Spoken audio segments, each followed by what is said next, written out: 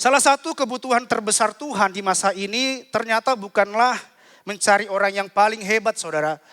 Salah satu kebutuhan terbesar Tuhan di masa ini bukanlah paling cakap atau paling pinter atau orang yang paling tahu banyak. Ternyata bukan itu.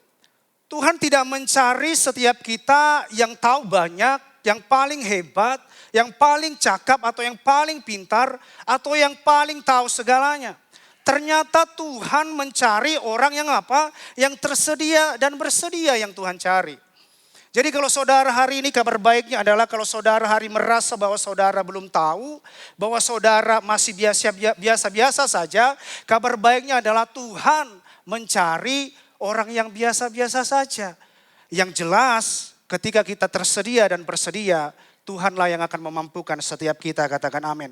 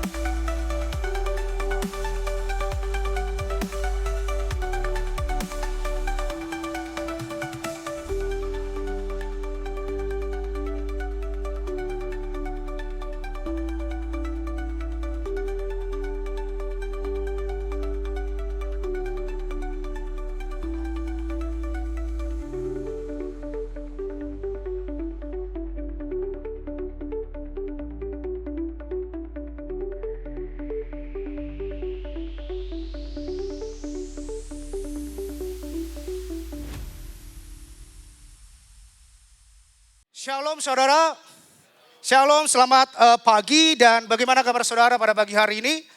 Luar biasa, amin. Sebelumnya congratulations buat Adriel dan juga Beatrice. Sudah next step dari Aero Kids yang dulu mereka masih baby-baby kecil-kecil. Sekarang mereka sudah beranjak dewasa, mereka mengalami yang namanya expansion, mereka mengalami yang namanya perluasan, dan mereka mengalami yang namanya pertumbuhan dari mereka Aero Kids menuju ke Stargy. Saudara, di dalam nama Yesus, selamat datang di GKS Balikpapan. Welcome home bagi setiap saudara yang beribadah pada pagi hari ini, dan bagi saudara juga yang menyaksikan ibadah ini secara online. Di minggu yang kedua di bulan Juni ini, kita melanjutkan seri pembelajaran kita tentang expansion atau perluasan atau pengembangan. Dan pada pagi hari ini judul khotbah saya adalah ketersediaan atau availability. Bulan ini kita akan bicara tentang expansion atau perluasan, pengembangan atau pertumbuhan. Dan judul khotbah saya pada pagi hari ini adalah ketersediaan atau availability. Saya memulai dengan sebuah pengertian yang sangat sederhana dan secara umum mengenai expansion. Expansion ini adalah proses bertambah besarnya sesuatu. Jadi bicara tentang ekspansi ini adalah bicara tentang bertambahnya atau bertambah besarnya sesuatu, baik itu secara fisik, baik itu secara ide, pengaruh maupun kapasitas kita yang menjadi lebih besar, lebih luas dan lebih banyak atau berkembang dari keadaan yang sebelumnya. Artinya ada perluasan, ada pertumbuhan dari yang sebelumnya dan bertumbuh di dalam setiap kehidupan kita. Artinya segala sesuatu dengan sengaja diperluas. Jadi kalau kita mengalami yang namanya ekspansi atau perluasan atau pengembangan atau pertumbuhan sekalipun, kita harus melakukannya itu dengan apa? Dengan sengaja. Kita melakukan itu dengan sengaja kita diperluas, dengan sengaja ditambahkan, diperbesar dan dikembangkan sehingga bertumbuh dan berkembang dari yang sebelumnya. Contoh sederhananya saya masih ingat 4 atau 5 tahun yang lalu waktu saya pertama kali anak saya lahir, anak saya Mikaela lahir. Dan kami berdua, saya dan istri saya sebagai orang tua yang baru pertama kali memiliki anak pada waktu itu. Saya melihat bagaimana waktu lahir anak saya itu begitu kecil. Saya masih ingat waktu itu dia berat badannya sekitar 3,2 kilogram dan bahkan mengangkat waktu dia lahir mungkin tangannya yang masih bisa diangkat atau kakinya yang masih bisa terangkat, tetapi kepalanya pada waktu itu dia nggak bisa angkat gitu karena kondisinya masih kecil. Nah, waktu bertambahnya usianya anak saya, dia dikasih makan, dia dikasih nutrisi yang baik, kami sebagai orang tuanya mendampingi dia dan selalu ada bersama-sama dengan anak kami. Akhirnya dari waktu ke waktu, dari yang sebelumnya anak saya masih baby yang gak bisa ngelakuin apa-apa, karena dia dengan sengaja kami ada dan kami memberikan yang terbaik kepada anak kami. Akhirnya anak itu boleh bertambah dewasa dan akhirnya hari ini bisa bertambah dewasa menjadi umur yang 4 atau 5 tahun. Dan akhirnya dia boleh berjalan sendiri, yang dulu hanya bisa digendong, yang dulu hanya bisa ditata-tata begitu ya. Yang hanya bisa, dia belum bisa berjalan dan sekarang bertumbuh dewasa. Dan akhirnya dia boleh berjalan sendiri, dia boleh makan sendiri dan dia masih bisa melakukan segala sesuatunya dengan sendiri gitu ya. Nah, salah satu kebutuhan terbesar Tuhan di masa ini ternyata bukanlah mencari orang yang paling hebat, saudara. Salah satu kebutuhan terbesar Tuhan di masa ini bukanlah paling cakap atau paling pinter atau orang yang paling tahu banyak. Ternyata bukan itu.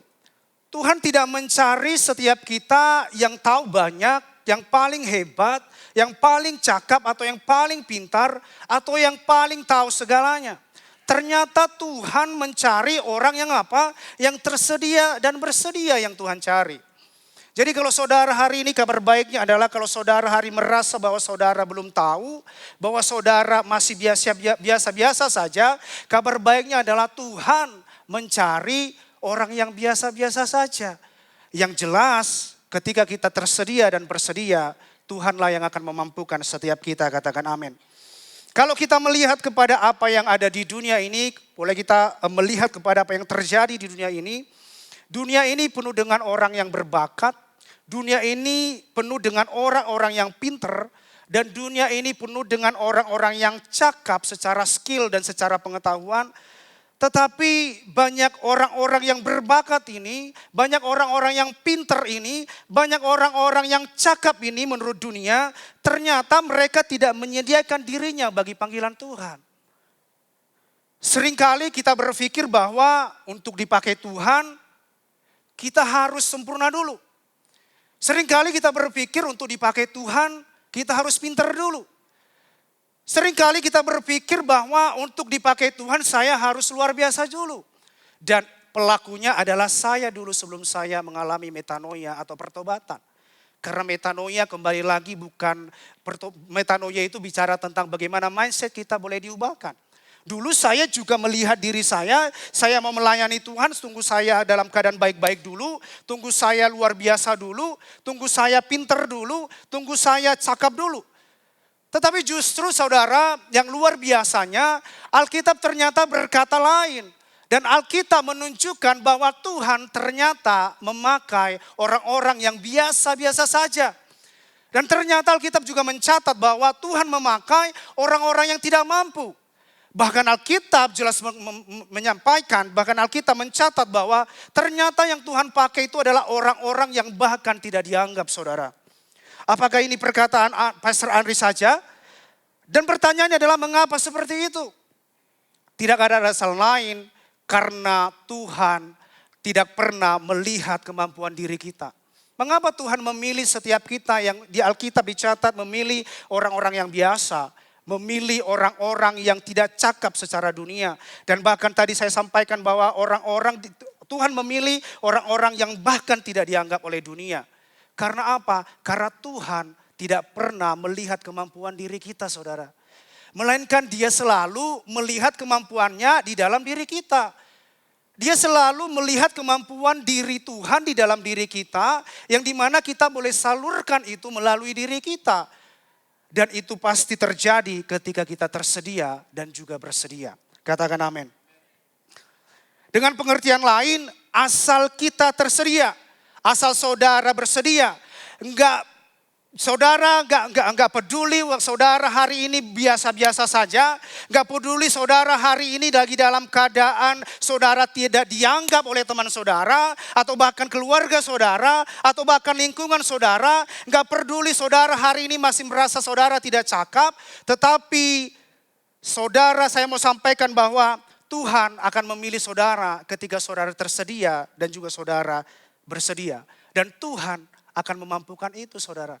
Dan kabar baiknya adalah Tuhan yang akan memampukan saudara ketika saudara tersedia dan saudara juga bersedia.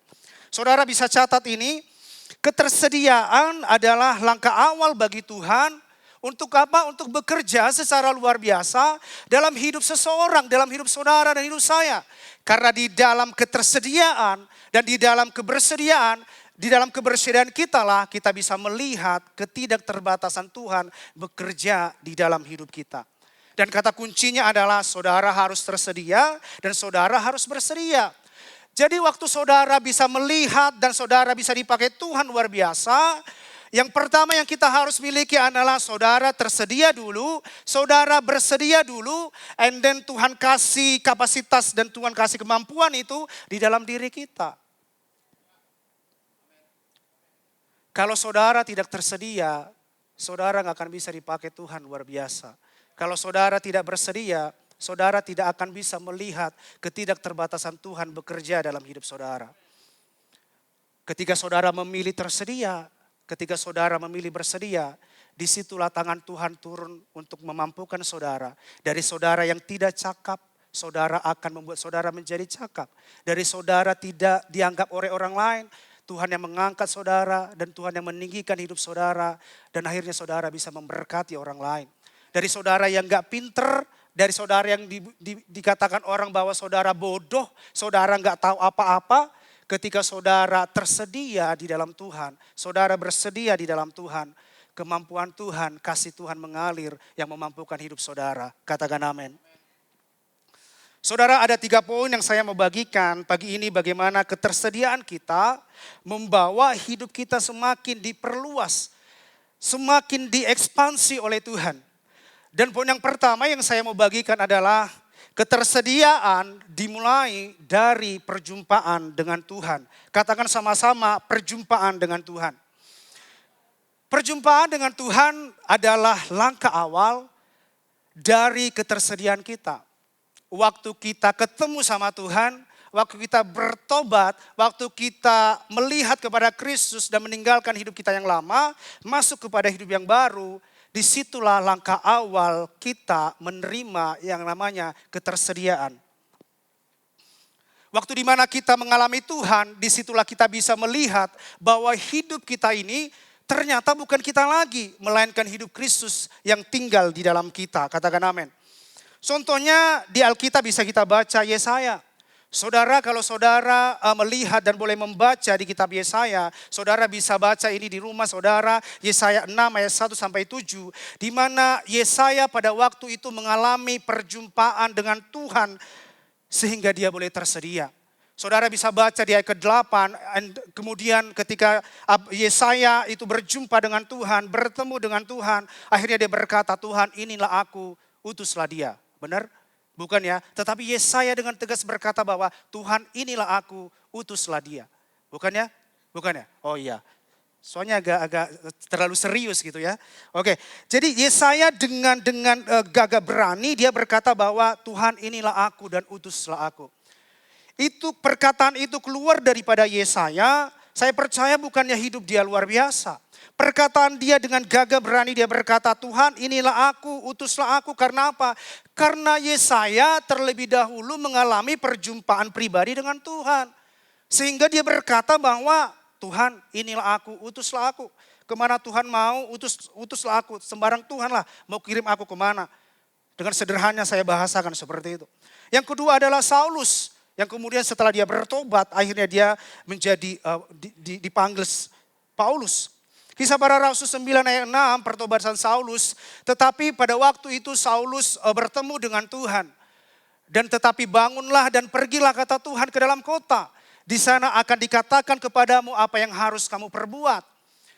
Saudara, ketika Paulus bertemu dengan Tuhan, setelah berjumpa dengan Yesus di jalan ke Damsyik, waktu Paulus bertemu dengan Tuhan dan berjalan ke Damsyik, Saulus yang kemudian kita panggil Paulus menjadi sangat tersedia untuk panggilan Tuhan. Bahkan kita boleh membaca di dalam Alkitab bagaimana Paulus yang dulunya penganiaya jemaat, waktu dia bertemu dengan Tuhan, waktu dia berjumpa dengan Tuhan, ada shifting, ada yang diubah dalam hidupnya. Mindsetnya dirubah. Waktu Paulus bertemu dengan Tuhan, dia berkata, Tuhan aku tersedia. Kalau dulu Tuhan aku penganiaya jemaat, hari ini aku mau bersedia Tuhan pakai. Dan tidak ada alasan embel-embel yang Paulus katakan kepada Tuhan pada waktu itu. Contoh yang ketiga adalah Petrus. Saudara bisa baca di dalam Lukas 5 ayat 8. Ayat ke-10 sampai dengan 11, bagaimana pada waktu itu Petrus dipanggil oleh Tuhan. Ketika Simon Petrus melihat hal itu, ia pun tersungkur di hadapan Yesus. Kalau kita baca di dalam Lukas 5, ayat 8, 10 sampai 11, dikatakan di situ ketika Simon Petrus melihat hal itu, ia pun tersungkur di depan Yesus dan berkata, Tuhan pergilah daripadaku, karena aku ini seorang yang berdosa. Tetapi Yesus bilang apa? Yesus bilang, mulai sekarang engkau akan menjadi penjala manusia. Yesus enggak bilang bahwa engkau bodoh, engkau enggak cakap, engkau enggak dianggap dunia, enggak. Tapi Yesus tidak melihat kekurangan daripada Petrus. Saya yakin bahwa Petrus pada waktu itu tidak ada sekolahnya gitu ya. Karena dia hanya seorang nelayan biasa yang menjala ikan pada waktu itu. Saya percaya bahwa walaupun di dalam Alkitab tidak dijelaskan silsilah daripada pendidikan daripada Simon Petrus. Tetapi saya percaya bahwa Simon Petrus ini mungkin tidak sekolah pada waktu itu. Dia enggak cakap seperti orang lain. Yang dia hanya tahu ya udah menjala ikan aja pekerjaannya. Dan enggak ada yang lain. Di Alkitab sebelum Petrus mengalami perjumpaan dengan Tuhan, dikatakan bahwa dia itu hanya sebagai penjala ikan. Dia itu bukan bekerja di pemerintahan atau dimanapun, tetapi dia adalah orang yang sangat biasa. Waktu itu Petrus berkata kepada Tuhan, pergilah Tuhan daripadaku, karena aku ini seorang berdosa. Kenapa Petrus sampai mengucapkan itu, respon Petrus pada waktu itu berkata, pergilah daripadaku, karena aku ini seorang berdosa. Karena Petrus pada waktu itu belum hidup baru. Tapi waktu Tuhan berkata kepada dia, mulai sekarang engkau akan menjala manusia. Dan akhirnya ada sesuatu yang diubahkan di dalam Petrus ketika dia bertemu dengan Tuhan.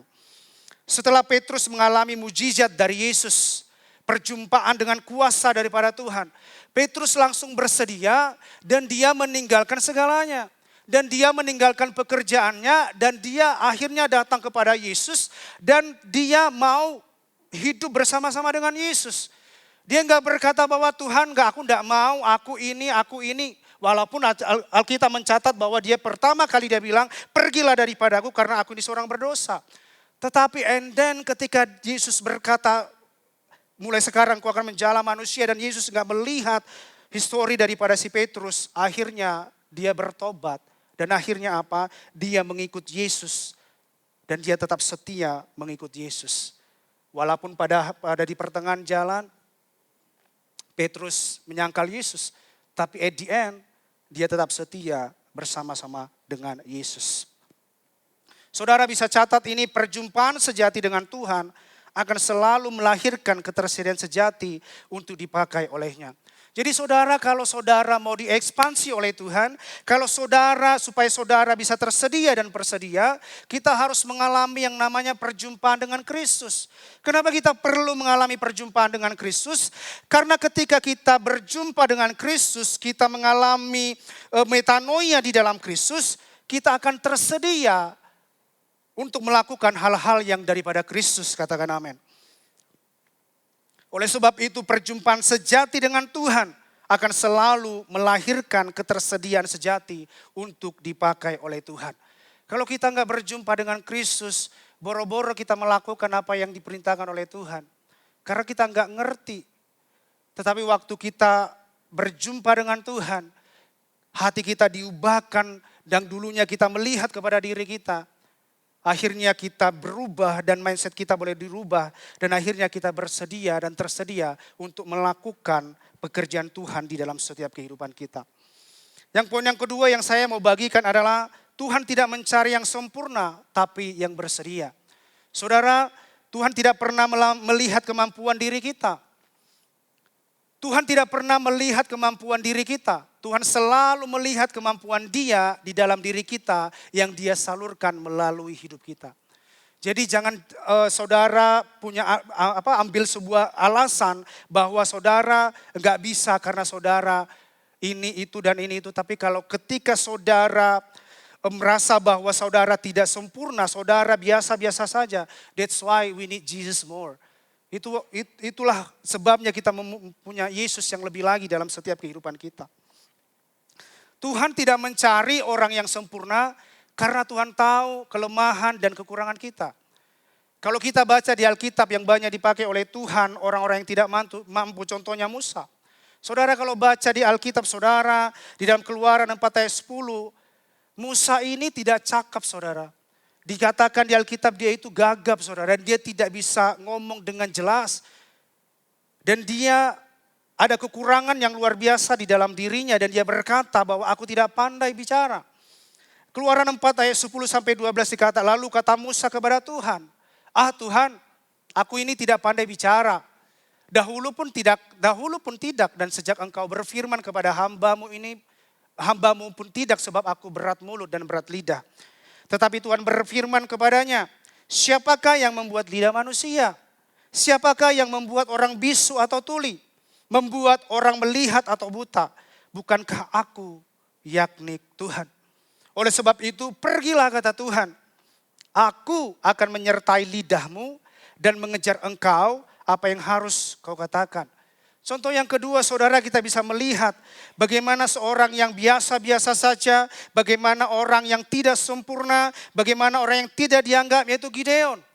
Gideon berkata, aku Tuhan, aku yang paling kecil di antara kaumku. Saudara bisa baca di Hakim-Hakim 6 ayat 15. Dikatakan tetapi jawabnya kepadanya, Tuhanku, dengan apakah akan kuselamatkan orang Israel? Ketahuilah kaumku adalah yang paling kecil di antara suku Manasye. Dan aku pun seorang yang paling muda di antara kaum keluargaku. Ayat 16 dikatakan, berfirmanlah Tuhan kepada Gideon. Tetapi akulah yang menyertai engkau. Sebab itu engkau akan memukul kara orang Midian itu sampai habis. Tuhan gak pernah melihat kemampuan diri Gideon. Kemampuan diri Musa di dalam dirinya. Contoh yang lain adalah Yeremia. Yeremia waktu Tuhan panggil dia, Yeremia berkata bahwa aku masih muda. Maka aku menjawab, Tuhan Allah, sesungguhnya aku tidak pandai bicara sebab aku ini masih muda, kata Yeremia waktu Yeremia dipanggil oleh Tuhan. Tetapi Tuhan berkata dan berfirman kepada Yeremia pada waktu itu, janganlah katakan aku ini masih muda, tetapi kepada siapapun engkau kuutus haruslah engkau pergi. Dan apapun yang kuperintahkan kepadamu haruslah kau sampaikan. Ayat 8 dikatakan, janganlah takut kepada mereka. Sebab aku menyertai engkau untuk melepaskan engkau. Demikianlah firman Tuhan. Dari ayat ini, dari orang-orang ini kita boleh melihat bagaimana Musa. Dia punya kelemahan yang luar biasa. Dia tidak cakap dia tidak bisa ngomong dengan jelas. Bagaimana dia gagap. Bagaimana Gideon dia orang yang muda. Bagaimana dia seorang yang penakut. Dan bagaimana Yeremia berkata bahwa aku masih muda Tuhan. Tetapi Tuhan gak pernah melihat keterbatasan orang ini di dalam dirinya. Tetapi Tuhan selalu melihat bagaimana kemampuan Tuhan. Bagaimana kuasa Tuhan ada di dalam setiap hidup mereka. Katakan amin.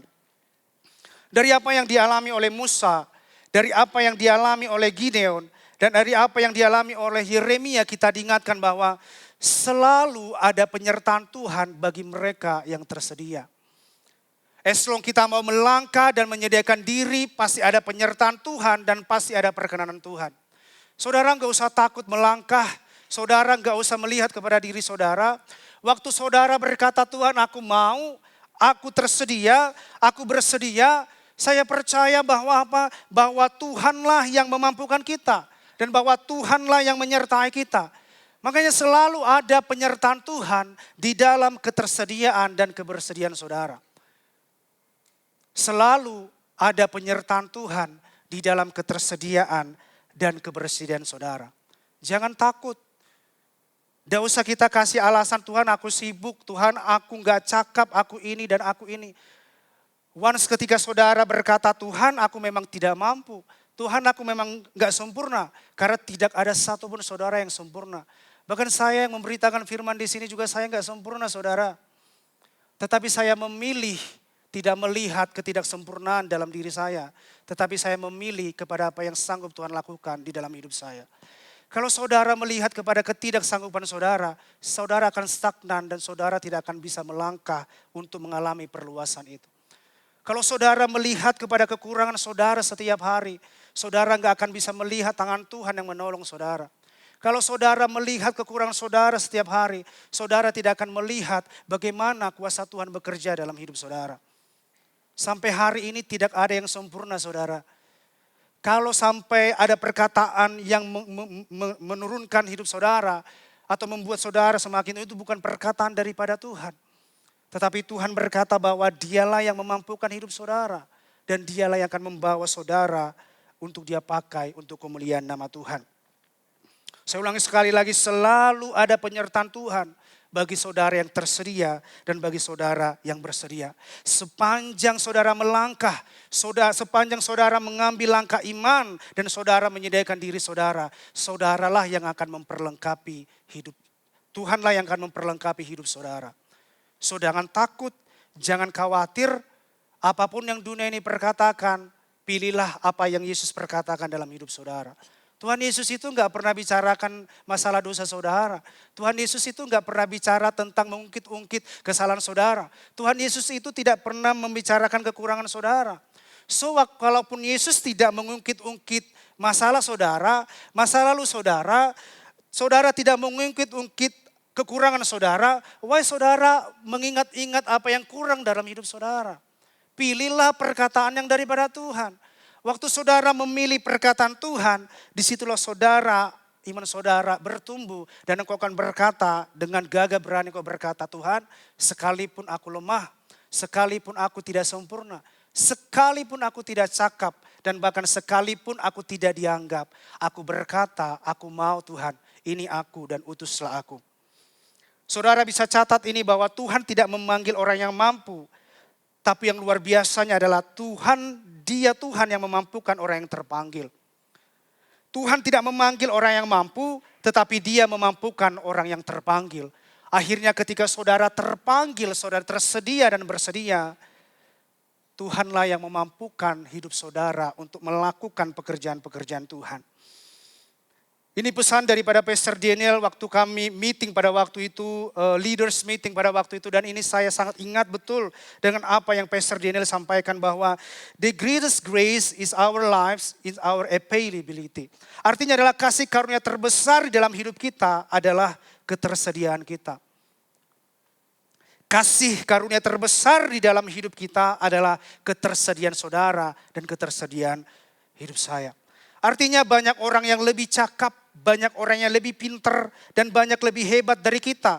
Tetapi mengapa kita dipilih oleh Tuhan? Karena Tuhan melihat ketersediaan saya. Jujur saudara, banyak mungkin di antara sana yang pintar secara bagaimana dia berkhotbah, bagaimana secara komunikatif dia jauh lebih luar biasa. Tetapi kenapa sampai kita yang dipilih? Kenapa saya dipilih? Karena saya percaya bahwa Tuhan gak melihat kekurangan saya. Mungkin saya masih banyak kekurangan tetapi saya enggak melihat itu. Tapi saya melihat apa yang Tuhan perkatakan dalam hidup saya. Mungkin banyak di tempat di luar sana orang yang sangat luar biasa. Orang yang secara cakap luar biasa. Tetapi mengapa mereka tidak dipanggil oleh Tuhan? Karena mereka tidak tersedia dan bersedia melakukan apa yang Tuhan mau lakukan dalam setiap kehidupan mereka. So hari ini bersukacitalah saudara. Di dalam keterbatasan saudara Tuhan masih tetap pilih saudara.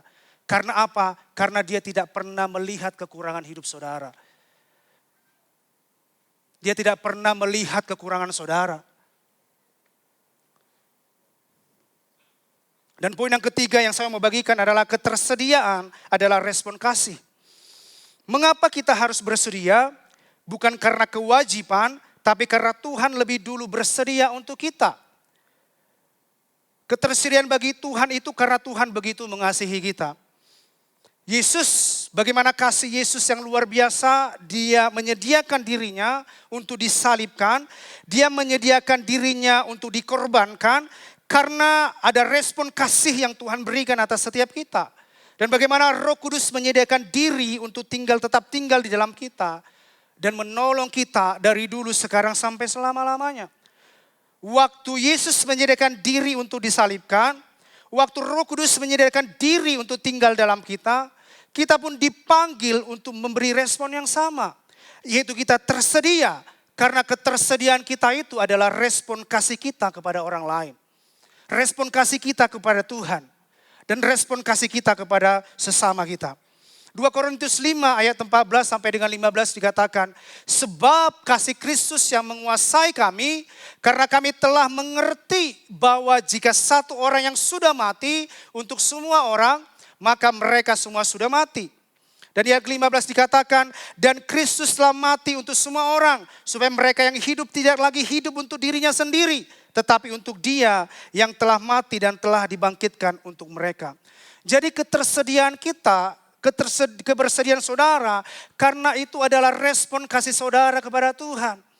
Kenapa kita meresponi ini? Karena Tuhan begitu mengasihi saudara. Kalau saudara tersedia, kalau saudara bersedia, itu artinya bahwa saudara sedang menunjukkan kasih saudara kepada Tuhan.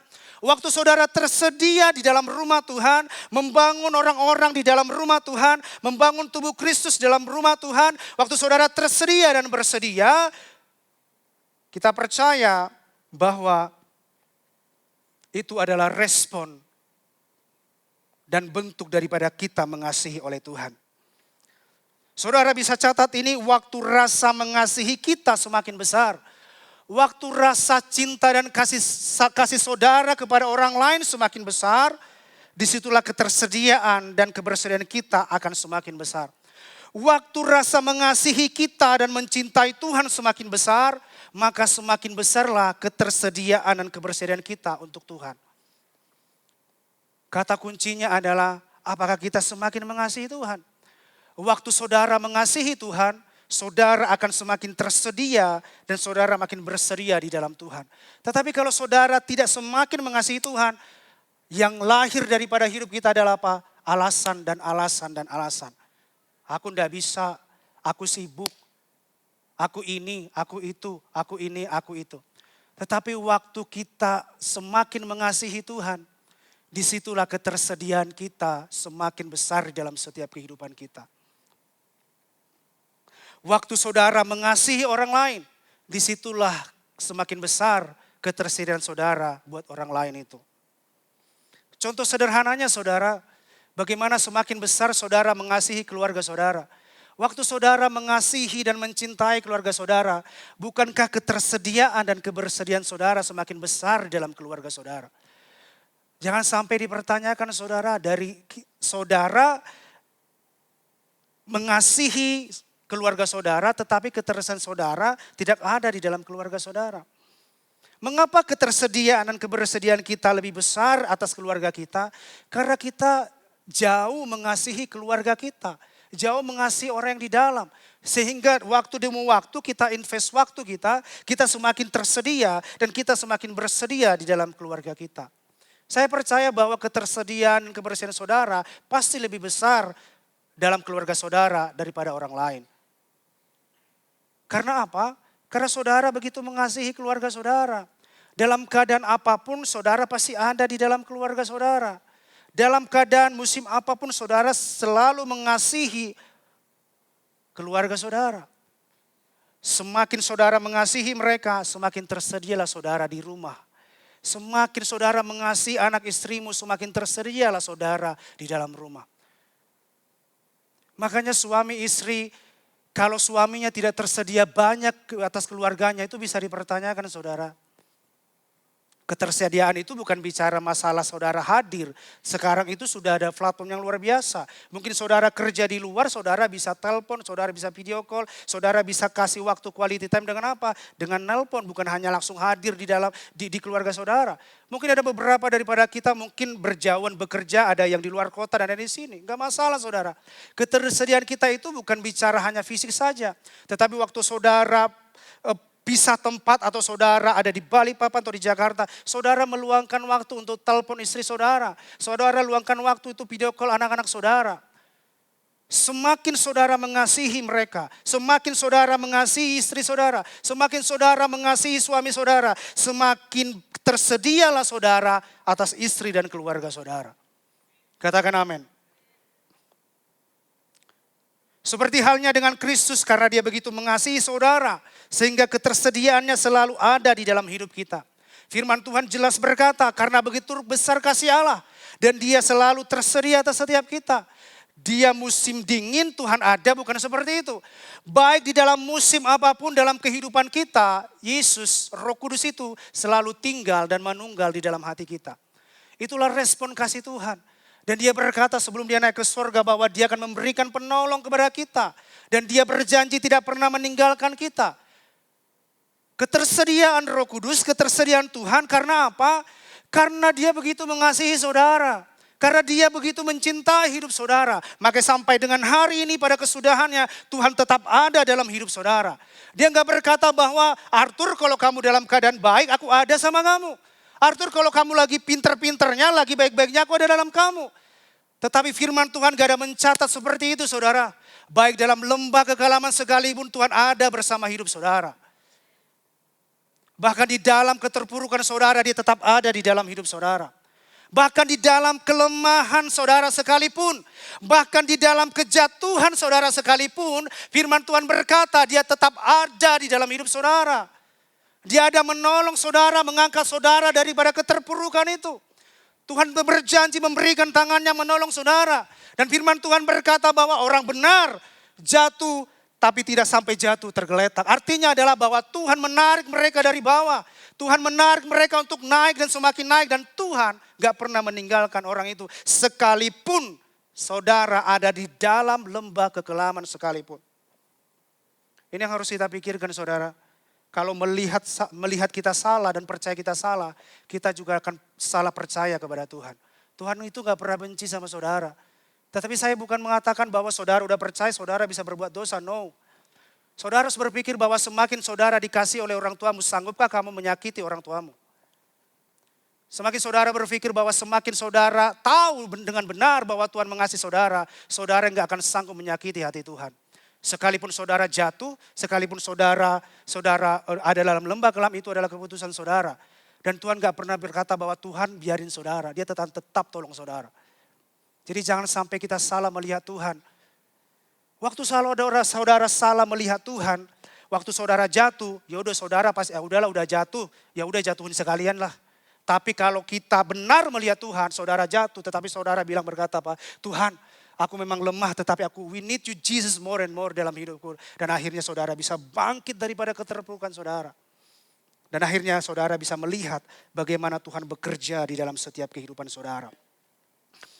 Saudara, saya mau bagikan ini bahwa ketersediaan kita kepada orang lain itu karena memang kasih kita yang luar biasa. Karena kita menyadari bahwa hidup kita ternyata bukan kita lagi. Tetapi Kristus yang hidup di dalam kita. That's why makanya Tuhan itu selalu ada bersama-sama dengan kita. Karena ternyata waktu kita lahir baru, waktu kita hidup di dalam Kristus, ternyata bukan lagi hidup Andri yang hidup. Bukan lagi hidup Liping yang hidup. Tetapi ada Kristus yang hidup di dalam kita. So that's why saudara harus tahu dengan benar bahwa hidup yang saudara hidup hari ini sejak saudara menerima Yesus secara pribadi itu bukan hidup saudara. Tetapi hidup Yesus yang hidup di dalam hidup saudara. Waktu kita ini tahu dengan benar bahwa ternyata bukan hidup kita lagi tetapi Kristus, kita akan semakin mengasihi Tuhan. Kita akan semakin melihat orang lain dan bukan melihat diri kita. Galatia 2 ayat 20 dan ini ayat emas saya dan saya taruh ini di Instagram saya karena ini sangat memberkati hidup saya. Galatia 2 ayat 20 di dalam terjemahan sederhana Indonesia yang berkata, sekarang secara rohani saya sudah disalibkan bersama Kristus. Itu berarti bukan lagi Andri yang hidup, yang mengatur hidup Andri, yang mengatur hidup saya. Melainkan Kristus yang hidup dalam diri saya. Selain hidup yang saya jalani adalah dalam tubuh dunia ini, hanyalah berdasarkan keyakinan penuh kepada anak Allah. Yang begitu mengasihi saya sampai rela menyerahkan dirinya untuk menebus saya. Jadi tubuh duniawi yang kita hidup, yang kita lakukan, yang kita jalankan hari ini itu bukan lagi berdasarkan daripada pemikiran kita. Tetapi Alkitab berkata berdasarkan keyakinan penuh dengan anak Allah.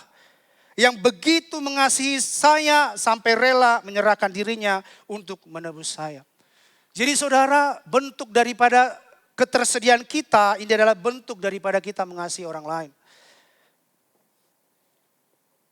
Artinya waktu kita percaya Tuhan, dulu hidup kita yang lama hanya mementingkan diri sendiri, kita begitu selfishnya dalam hidup. Akhirnya karena kita berjumpa dengan Tuhan, karena kita menyadari bahwa hidup kita bukan lagi kita melainkan Tuhan, maka kita semakin bukan lagi melihat diri kita tetapi melihat orang lain. Bukan lagi kita yang dilayani tetapi kita mulai berubah untuk melayani orang lain. Karena perubahan hidup itu adalah dari kita dilayani, akhirnya kita boleh melayani. Dan itulah yang Yesus ajarkan dalam setiap kehidupan kita. Artinya ada satu perubahan yang signifikan yang terjadi ketika kita mengalami metanoia atau pertobatan. Saudara, metanoia atau pertobatan itu bukan berarti bahwa perbuatan saudara dulu yang berubah. Tetapi metanoia atau pertobatan itu mindset saudara dulu yang diubahkan. Contoh, saudara melihat firman di Galatia 2 ayat 20 seperti kata surat Rasul Paulus kepada jemaat di Galatia. Pemikiran dia, cara pandang dia melihat bahwa hidupnya ini ternyata bukan untuk dia lagi. That's why dalam firman Tuhan yang sebelum saya katakan bahwa dia tidak lagi kasih alasan yang berpanjang-panjang, alasan yang banyak. Tetapi dia berkata, Tuhan ini aku. Pakailah aku Tuhan. Walaupun dulu hidupku menganiaya jemaat, waktu dia berjumpa dengan Tuhan dan dia mengerti dengan benar bahwa dia bertobat, waktu dia metanoia, dia berkata bahwa ternyata hidupku ini bukan aku lagi. Makanya dia melakukan dan dia dengan gagah berani berkata, Tuhan pakailah aku.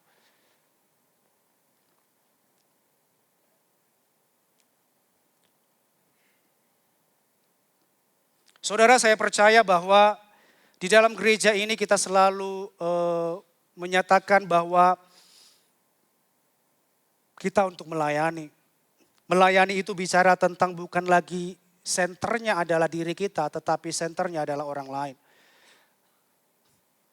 Waktu kita tidak mengerti dengan benar bahwa hidup kita dikasihi oleh Tuhan. Waktu kita tidak mengerti bahwa Yesus mati buat kita dan memberikan seluruh hidupnya buat kita.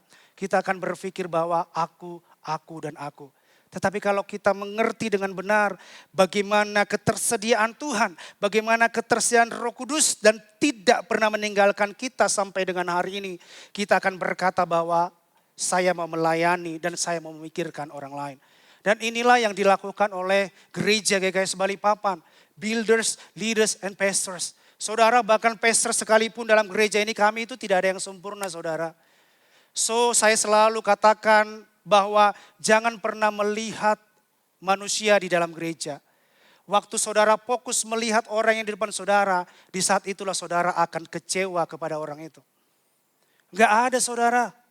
Setiap old pastor di sini tidak ada yang sempurna. Bukan tidak ada kekurangannya. Setiap leaders dan juga builder di sini semua kita punya kekurangan. Semua kita punya kelemahan. Tetapi kami mau berproses dan kami mau melihat kepada apa yang Tuhan perkatakan dalam hidup kami. Dan kita mau berubah. Waktu ekspektasi saudara terhadap seseorang itu berlebihan daripada Tuhan. Disitulah saudara akan kecewa kepada orang itu. So saya selalu punya prinsip dalam hidup saya. Once ketika saya memberikan diri saya, komitkan diri saya di GKS Balikpapan, saya berkata dalam diri saya bahwa saya gak akan pernah melihat pribadi orang lain. Karena ketika saya fokus kepada satu pribadi orang lain, disitulah saya akan kecewa dalam kehidupan saya. Dan akhirnya saya akan bisa lari daripada gereja, tinggalin gereja. Karena apa? Karena saya fokusnya kepada orang itu. Saudara, saya mau melihat diri saudara itu masih manusia. Kalau saudara juga merasa bahwa saudara juga punya keterbatasan, orang lain juga punya keterbatasan. That's why konsep tubuh Kristus adalah tangan melakukan bagiannya, kaki melakukan bagiannya, mata melakukan bagiannya. Akhirnya apa? Kepala melakukan bagiannya, akhirnya bisa berjalan bersama-sama. Saudara, tangan saya ke sana tetapi mengikuti arah saya berjalan, saudara. Jadi jangan saudara berpikir bahwa jangan selalu saudara fokus kepada apa yang ada di gereja, tetapi fokuslah kepada apa yang datangnya daripada Tuhan. Waktu kita fokus kepada apa yang datang daripada Tuhan, maka tubuh Kristus satu dan yang lain akan saling memperlengkapi. Tangan tidak lagi menampar pipi saudara. Kalau saudara kecewa kepada orang lain, ini konsep tubuh Kristus, saudara tampar pipi saudara, saudara yang sakit. Tetapi konsep tubuh Kristus bukan seperti itu. Waktu kaki menginjak paku, tetap semua badan kita ini tetap sakit. Demikian juga kita di dalam tubuh Kristus, saudara. Saya ingatkan sekali lagi, jangan fokus kepada orang yang ada, jangan fokus kepada satu pribadi dalam gereja. Once fokus saudara berubah, saudara akan kecewa dan saudara bisa-bisa saudara akan meninggalkan gereja. Yang luar biasanya saudara, saya harus sharingkan ini bahwa di GKS Balikpapan inilah mindset saya dirubahkan tentang gereja. Waktu Pastor Daniel pada waktu itu pertama kali saya datang tempat ini, Pastor Daniel berkata bahwa tidak ada satu gereja pun yang sempurna. Once ketika ada satu gereja yang sempurna, kedatangan kamulah yang membuat gereja itu sempurna. Artinya kedatanganmu lah membuat gereja itu tidak sempurna. Artinya apa? Karena kita punya pemahaman yang salah terhadap gereja. Enggak ada gereja yang sempurna, saudara. Yang sempurna adalah hanya Yesus sendiri dalam setiap kehidupan kita. Enggak ada satupun. Gereja ini tidak sempurna, banyak kekurangan kita. Waktu saudara fokus kepada kelemahan gereja ini, waktu saudara fokus kepada kekurangan gereja ini, tidak ada pertumbuhan saudara. Malah saudara makin turun dan makin turun. Karena apa? Karena yang saudara pikirkan dan saudara lihat itu bukan datangnya daripada Tuhan. Jelas-jelas dikatakan bahwa yang datang daripada Tuhan itulah yang membawa saudara untuk semakin bertumbuh di dalam Tuhan. Koreksi boleh ada. Di dalam gereja ini kita membuka koreksi, evaluasi, praise report semuanya. Kenapa? Kita menerima ini sebagai inputan. Dan gereja ini tidak menutup setiap jemaat di tempat ini untuk memberikan kita evaluasi, untuk memberikan kita feedback. Tetapi yuk sama-sama ketika kita memberi evaluasi, ketika kita memberi feedback itu, yuk sama-sama kita memastikan membangun rumah Tuhan itu untuk menjadi lebih baik. Menjadi lebih baik, bergandengan tangan bersama-sama untuk boleh membangun rumah Tuhan di tempat ini, katakan amin. Saudara, kesimpulan yang bisa saya bagikan pada pagi hari ini dalam seri pembelajaran kita tentang perluasan atau ekspansi. Tuhan tidak sedang mencari orang yang paling hebat. Tuhan tidak sedang mencari orang yang paling pintar. Atau Tuhan tidak sedang mencari orang-orang yang paling berpengaruh. Tetapi Tuhan mencari orang yang mau berkata seperti Yesaya. Ini aku, utuslah aku. Once ketika kita berkata ini aku, utuslah aku. Saudara yang dulu tidak hebat, saudara akan menjadi hebat oleh karena Kristus. Saudara dulu yang tidak pintar, saudara akhirnya menjadi pintar oleh karena Kristus. Saudara dulu tidak berpengaruh, sekarang saudara berpengaruh oleh karena Kristus. Bukan karena hidup saudara, bukan karena kehebatan saudara. Ketika saudara berkata Tuhan aku bersedia, Tuhan akan memampukan hidup saudara. Ketersediaan bukan soal seberapa besar yang kita punya. Tetapi soal seberapa rela kita menyerahkan diri kita kepada Tuhan. Makanya saya sampaikan tadi, semakin kita mengasihi Tuhan, semakin kita menyerahkan hidup kita kepada Tuhan, semakin tersedialah kita melakukan apa yang Tuhan firmankan dalam setiap kehidupan kita. Semakin besar engkau menyerahkan hidupmu kepada Tuhan, maka semakin besarlah engkau akan dipakai Tuhan. Mungkin saudara tidak dipakai di tempat di mana saudara ada sekarang. Tuhan akan membawa saudara untuk berpengaruh di tempat yang Tuhan akan bawa hidup saudara di dalam kehidupan saudara. Jangan tunggu menjadi sempurna atau siap sepenuhnya karena tidak ada orang pun yang sempurna. Kalau kita bicara tentang kesiapan, tidak ada yang siap saudara. Kalau bicara tentang kesempurnaan dan kesiapan, saya percaya bahwa all builders, all leaders, all pastors di dalam gereja ini bahkan hidup saudara tidak ada sampai dengan hari ini. Jadi jangan sampai hidup saudara merasa sempurna dulu, jangan sampai hidup saudara merasa siap dulu sepenuhnya, maka saudara melakukan apa yang Tuhan katakan dalam hidup saudara. Sampai kapanpun saudara tidak akan pernah siap. Kesiapan saudara hanya bisa dilakukan dan disupport oleh apa yang Tuhan Yesus lakukan dalam kehidupan kita.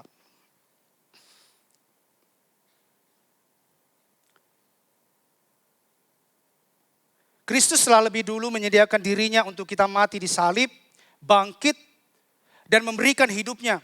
Maka ketersediaan kita bukan kewajiban, melainkan respon kasih kita terhadap pengorbanan Yesus di kayu salib. Karena beda saudara, segala sesuatu yang saudara lakukan dengan kewajiban, dengan saudara melakukan segala sesuatunya dengan kasih. Waktu saudara melakukan segala sesuatu dengan kewajiban, saudara akan ada tuntutan kepada orang itu. Tapi waktu saudara mengerjakan segala sesuatu dengan kasih, saudara tidak menuntut sesuatu daripada orang itu. Tapi saudara release dan saudara tidak akan pernah ambil kredit daripada orang itu. Itu bedanya saudara ketika saudara melakukan kewajiban rohani dengan melakukan kasih ibadah atau melakukan pertemuan-pertemuan rohani dengan kasih kepada Tuhan. Saudara tidak lagi bersungut-sungut, saudara tidak lagi kasih alasan yang luar biasa. Karena apa? Saudara melakukan itu dengan kasih. Beda dengan saudara melakukan itu karena kewajiban. Udah home setiap hari Senin sampai dengan Kamis. Karena kewajiban harus home. Karena apa? Saudara tidak akan bisa melayani kalau saudara tidak home. Kalau saudara melihat ini, saudara salah. Saudara akan melakukan home ini dengan apa? Dengan paksaan. Saudara akan memberikan alasan-alasan yang untuk membenarkan diri saudara. Supaya saudara tidak home, saudara tidak ibadah, saudara tidak melakukan pertemuan-pertemuan ibadah. Tapi once ketika saudara melakukan ini karena kasih. Karena saudara sadar betul. Karena saudara menyadari bahwa Yesus mati buat saudara. Kasihnya luar biasa demi saudara. Saudara tidak lagi kasih alasan demi alasan. Untuk membenarkan hidup saudara. Untuk membenarkan apa yang saudara mau lakukan.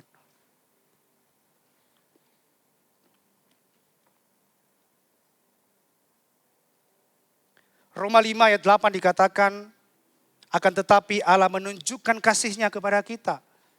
Oleh karena Kristus telah mati untuk kita ketika kita masih berdosa. Sekalipun kita masih berdosa saudara, that's why makanya saya sampaikan tadi, sekalipun di dalam keberdosaan saudara, firman Tuhan berkata, dia udah mati dan dia menunjukkan kasih-Nya yang luar biasa atas hidup saudara. Once ketika saudara sadar ini, saya percaya bahwa akan ada metanoia dalam hidup saudara. Saudara tidak lagi hidup di dalam lubang, di dalam kubangan itu, tetapi saudara berkata, Tuhan, memang aku gak mampu keluar daripada sini. That's why Tuhan, I need you more and more. Saya butuh Engkau Yesus lebih lagi dalam hidup saya. Untuk mengangkat hidup saya daripada keterpurukan ini. Dan Tuhan gak pernah berjanji, Tuhan tidak pernah berkata tidak atas hidup kita. Karena yang daripada Tuhan selalu ya dan amin. Mazmur 136 ayat 1 sampai dengan 3 dikatakan, bersyukurlah kepada Tuhan. Mengapa kita bersyukur kepada Tuhan? Sebab Tuhan itu baik. Mengapa kita bersyukur kepada Tuhan setiap hari? Bahwasannya untuk selama-lamanya kasih setianya tetap ada bersama-sama dengan kita. Saudara bersyukur bukan karena keadaan saudara hari ini baik. Saudara bersyukur karena keadaan saudara lagi sedang baik-baik dalam hidup saudara. Tetapi saudara bersyukur setiap hari karena kasih-Nya kepada kita. Karena Kristus telah mati untuk kita sekalipun di dalam keberdosaan kita. Bersyukurlah kepada Allah, segala Allah. Bahwasannya untuk selama-lamanya kasih setianya. Kasih Tuhan tidak pernah berubah apapun musim hidup saudara. Bersyukurlah kepada Tuhan segala Tuhan. Bahwasannya untuk selama-lamanya kasih setianya. Pagi ini maukah kita meresponi firman Tuhan saudara sama seperti Yesaya meresponi suara Tuhan. Waktu Yesaya mendengar suara Tuhan berkata, siapakah yang akan kuutus? Dan siapakah yang mau pergi untuk aku, kata Tuhan. Yesaya berkata, Tuhan, Yesaya tidak berkata, Tuhan aku belum siap. Tuhan masih ini, masih itu, masih itu. Tetapi firman Tuhan jelas berkata, maka sahut Yesaya, Saya percaya dengan gagah berani dia berkata, ini aku, utuslah aku Tuhan. Pagi ini maukah kita meresponi firman Tuhan sama seperti Paulus dipanggil oleh Tuhan. Dan Alkitab mencatat bahwa dia tetap berkata kepada Tuhan, Tuhan aku mau. Saya percaya bahwa di dalam rumah ini tidak ada seberdosa Paulus. Tidak ada sejahat Paulus. Tetapi once dia ketemu Tuhan, waktu dia berjumpa dengan Tuhan, terjadi metanoia, sesuatu diubah dari hidupnya. Dia berkata, Tuhan, memang hidupku dulu menganiaya jemaat. Memang dulu ku jauh daripada Tuhan. Tetapi hari ini aku memutuskan untuk Tuhan boleh pakai hidupku. Untuk boleh memberkati orang-orang dan memberkati apa yang Tuhan kasihi. Pagi ini, maukah kita meresponi firman Tuhan? Sama seperti Petrus dipanggil oleh Tuhan dari orang yang sangat biasa. Kalau hari ini hidup saudara seperti biasa-biasa saja. Saudara bahkan tidak dianggap oleh orang lain.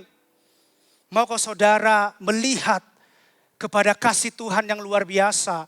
Bagaimana Petrus dia yang biasa-biasa saja tetapi dia berkata, Tuhan ini aku, pakailah aku. Dan akhirnya Alkitab mencatat bahwa Petrus dipakai Tuhan luar biasa. Bahkan dia berkhotbah 3.000 orang bertobat pada waktu itu. Tuhan tidak pernah melihat kekurangan saudara. Tuhan tidak pernah melihat kekurangan daripada Petrus. Tetapi Tuhan melihat hati Petrus yang dimana Petrus mau tersedia dan bersedia. Dimana Petrus membuka hatinya untuk diekspansi oleh Tuhan. Hatinya dibuka untuk Tuhan bekerja dalam hidupnya. Dengar baik bahwa Alkitab mencatat bahwa orang-orang yang dipakai Tuhan luar biasa adalah bukan dari mereka latar belakang mereka yang baik. Bukan karena mereka hebat dan bukan karena mereka cakap melakukan segala sesuatu. Tetapi mereka yang tersedia dan bersedia. Mungkin hari ini saudara datang dengan keluarga saudara tidak utuh.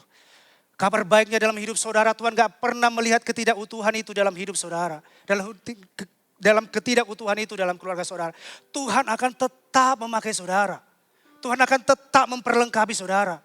Dan Tuhan tidak akan pernah berhenti untuk memakai saudara. Sekalipun dunia berkata saudara tidak dianggap sama sekali. Tapi Tuhanlah yang akan datang dan memampukan hidup saudara. Tuhan sendiri yang menyempurnakan. Tuhan sendiri yang memperlengkapi saudara. Dan Tuhan sendiri yang membimbing orang-orang yang menyediakan dirinya untuk dipakai oleh Tuhan. Untuk diperluas hidupnya untuk memberitakan kabar baik. Dan mempengaruhi di mana Tuhan tempatkan setiap kita. Gak usah saudara berpikir terlalu jauh, saudara gak terlalu overthinking. Intinya Tuhan akan memakai hidup saudara ketika saudara bersedia dan juga tersedia. Saudara kalau melihat kepada hidup saya dulu, saya dengan hidup yang gak pernah berani ngobrol di depan orang. Karena latar belakang saya, keluarga saya yang tidak harmonis. Saya melihat keluarga setiap hari, saya melihat keluarga saya. Dan saya timbullah ketakutan-ketakutan yang luar biasa. Dan bahkan melihat mata orang pun saya gak bisa.